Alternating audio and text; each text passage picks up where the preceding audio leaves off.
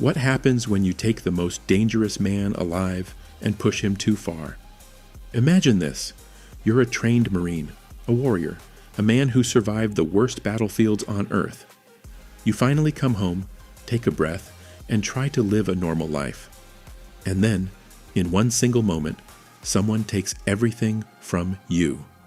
This is that story. A story about a husband, a soldier, and a man who will stop at nothing, not fire, not bullets, not an entire criminal gang, to get back what belongs to him. This is the recap of The Marine, a 2006 action crime thriller packed with explosions, swamp chases, brutal fights, and one unstoppable force of a man. Let's get into it. Our story begins overseas, in the chaos of war. John Triton is a United States Marine, and not just any Marine, the kind of soldier who runs toward danger while everyone else runs away. He's skilled, fearless, and built like a weapon with a heartbeat. But the military has rules. You are not to engage. Now the team is on its way. No time. And John breaks one of them, not out of selfishness, but out of instinct. He disobeys a direct order to save his fellow soldiers. He does what he had to do, but the military doesn't see it that way. You disobeyed direct order. You've been discharged. He gets discharged. Just like that, the warrior is sent home. No battle, no mission, no purpose. He returns to his wife, Kate, a strong, sharp woman who loves him deeply. And for a moment, life feels almost peaceful. They decide to do something they've never done before. Something simple and beautiful. What if we just took off? We'll get up in the morning, we'll go somewhere. They take a vacation, just the two of them. Open road, fresh air, no guns, no orders, no danger. Or so they think. While John and Kate are starting their trip somewhere across town, a different kind of operation is going down. A man named Rome is running a crew of thieves, and Rome is not your average criminal. He's cold, calculated, and frighteningly calm, the kind of man who smiles while he gives orders that end lives. His crew is a mix of dangerous personalities. There's the volatile, unpredictable Morgan, the explosive Bennett, the quieter Vesera, and Rome's girlfriend Angela, who is just as ruthless as the men around her. They hit a jewelry store, clean, fast, and brutal. They grab the diamonds and they run, but the police are already on their trail. Sirens wail, squad cars close in, the crew is hot and they need to disappear, fast. So they pull off at a gas station on the side of the road, quiet, isolated, just what they need, except it's not empty. John and Kate have stopped at the same gas station. Pure coincidence. Wrong place, wrong time. A patrol car pulls in. The officer steps out. Routine stop. No reason to expect trouble. And then everything falls apart.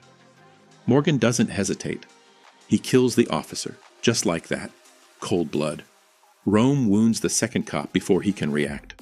John moves, because that's what a Marine does. He moves toward danger, trained instinct taking over.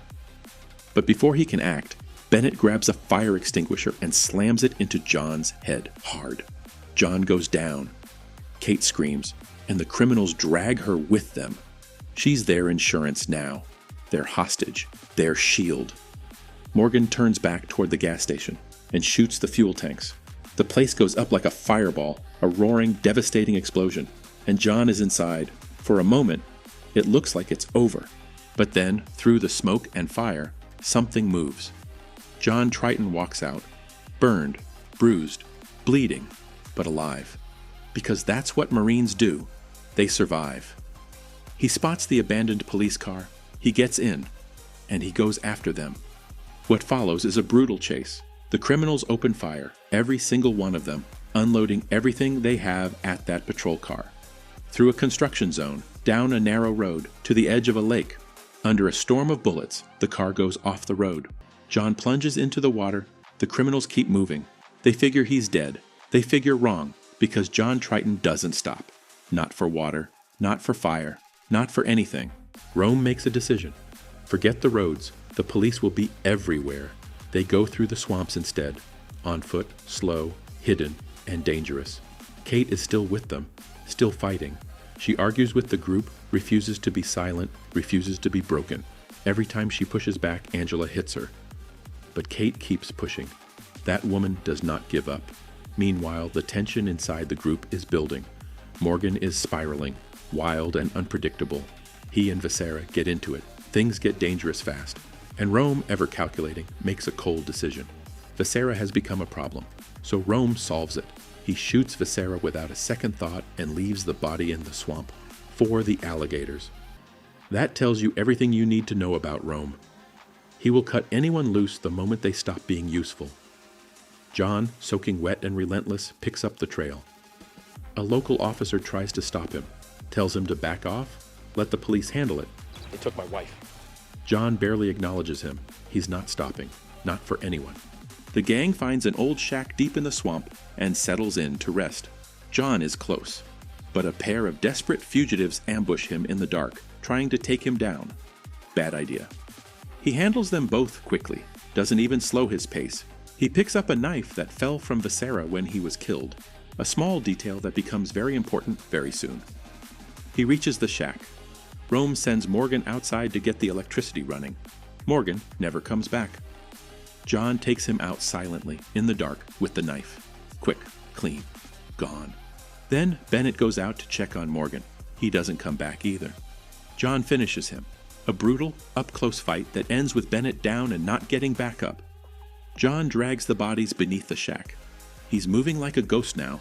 Quiet, systematic, unstoppable. The friendly officer from earlier shows up outside. He sees what's happening. He cuts the power. A distraction. Inside, the lights go out. Kate sees her chance. Kate bolts for the door. She runs hard into freedom, so close she can feel it. But Angela is faster. She catches Kate and drags her back, furious. And then John crashes through the window. He's inside. He's face to face with Rome for the very first time. The room is tense, electric, dangerous. Where is she? And then the officer walks in, gun raised, pointed at John. Except the officer isn't pointing it to protect John. He's pointing it to protect Rome. He's been working with Rome the whole time. The corrupt cop, the mystery contact Rome had been trying to cut out of the deal. Give me my damn diamond! The betrayal lands like a punch to the gut. Rome opens fire at John. John uses the crooked cop as cover and escapes the shots. Rome grabs Kate. Angela's right beside him. They run. Before they leave, Rome fires at a gasoline tank. The shack explodes. John leaps through the window as the building collapses in flames behind him. Rome and Angela steal the corrupt cop's car and speed off. But the police scanner in the vehicle, they have to ditch it. Angela flags down a passing truck driver. She shoots him without hesitation and takes the cab. No mercy, no second thoughts. John gets arrested. Wrong place, wrong time again. An officer in a boat cuffs him and pulls him in. John cuffs the officer instead, takes the boat, and heads straight for the marina, a location he caught the criminals mentioning earlier. He arrives. He spots the truck. He runs for it, jumps onto the back. A bus comes barreling the other way. John does something insane. He runs along the side of the moving truck, reaches the passenger door of the bus, yanks it open, and throws Angela directly into the windshield. She's done. Diamonds scatter everywhere. But Rome isn't finished. He drives the truck straight into the side of a building, sending John flying. The truck tears through a warehouse wall. Rome jumps out just before impact and crashes into the lake beyond. The warehouse is on fire. Rome and John are both inside. This is it. Just the two of them, surrounded by flames. John and Rome fight, savage, brutal, exhausting. Every hit lands hard. Every second feels like it could be the last.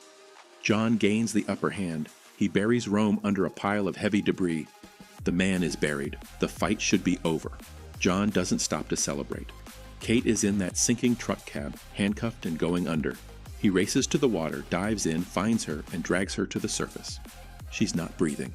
He performs CPR, pushing, breathing, pushing again. She breathes. Relief. Just for a moment. Because behind him, a figure rises from the rubble.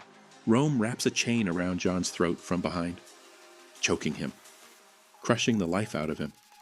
John's hands find the chain. He uses it, he twists, he pulls, Rome goes down, and this time, he doesn't get back up. John turns back to his wife. Kate looks up at him, alive, exhausted, grateful. They hold each other. The warehouse burns behind them. The Marine came home. He fought through fire, swamp, bullets, and betrayal. And he got her back. That was The Marine, a 2006 action crime thriller that is pure, non-stop intensity from start to finish. John Triton is one of those characters who reminds you, the most dangerous person in any room isn't the one with the most weapons. It's the one with the most reason to fight, and John had the best reason of all. If you enjoyed this recap, drop a like and subscribe. We break down action thrillers just like this one every week, and let us know in the comments. What's your favorite action movie that deserves a full recap? See you in the next one.